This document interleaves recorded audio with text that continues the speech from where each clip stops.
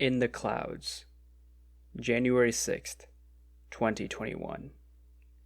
On the flight back to Charlotte now as I write this. Spent the last 3 weeks in KC learning a lot and becoming more of a person that I want to be. Things I want to focus on this year and this quarter. I can already sense minor but tangible shifts regarding those issues. I plan on posting this as my first blog post, so I'm really excited to start that project as well. Kicked off recording my vlogs, so we'll edit them in batches weekly and release them a week after they were recorded. The planning project came to an end, obviously, and I was actually kind of sad because I really involved myself in it. I almost didn't know what to do when that was done, lol. Of course, I did though, since I'd planned it all out. But it was bittersweet, yet extremely exciting to move from the planning phase to now the execution phase. Spending time with family was a big thing to improve this year, so I definitely feel like I'm taking the next step, and a big one, to being closer to everyone. The plan of having family meetings before I came to KC actualized, and we were able to discuss topics in detail. It was good getting aligned, or at least on the path to becoming aligned as a family, financially, relationships-wise, home and other lifestyles, professionally, what we all want to learn, philanthropically, and others. These were heated arguments at times when tears were shed, laughs exchanged, and deeper thoughts had. There can be a lot of pressure internally and externally to do XYZ things or be a ABC person. So talking things through gave us each a better understanding of how we think. Though there is a vast diversity in thought amongst the four of us, there are principles that we agree on that should guide us. It's easy to talk about those values when it's time to talk about those values. But how well do we internalize and practice them makes all the difference in actually living by those values.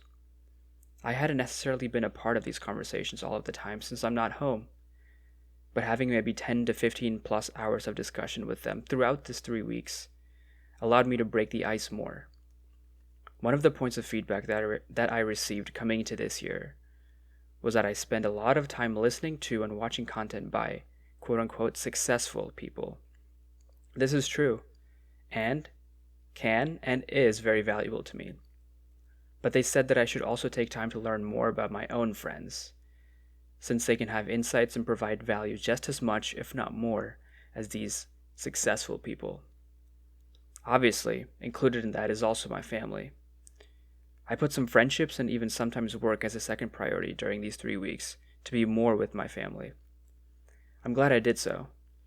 This isn't something that's automatic to me, so I'm making progress in that regards. I think I'll look back in 10 and 20 years, when I'm probably a completely different person, and think back to this month of December and January, and say this is where it all turned around. Even though friends were a second priority at this time, I was still able to connect more openly and deeply with them. Something else that I'm emphasizing this quarter/year. In the past, I might not feel as comfortable sharing what I did to the people that I talked to this break. But I'm aware that I need to be consistent with anyone that I talk to, be it family, friends, or anyone else. And doing all this content generation will be a big piece of that. I don't need to share the exact same details with everybody, but I do need to have the same underlying principles and values while recognizing my assumptions and beliefs about why I want to share and act one way with one friend and do so differently with another. It's a long journey, but definitely a worthwhile one. I also learned so much in the 3 books that I finished here. Still, I actually need to review my notes and debrief from them in the coming days and weeks to really understand, internalize, and practice the ideas, concepts, and topics discussed in those books. Don't worry, readers. I'll post the books I've read along with my notes of them on my website at some point, so you too can perhaps connect with something or be inspired.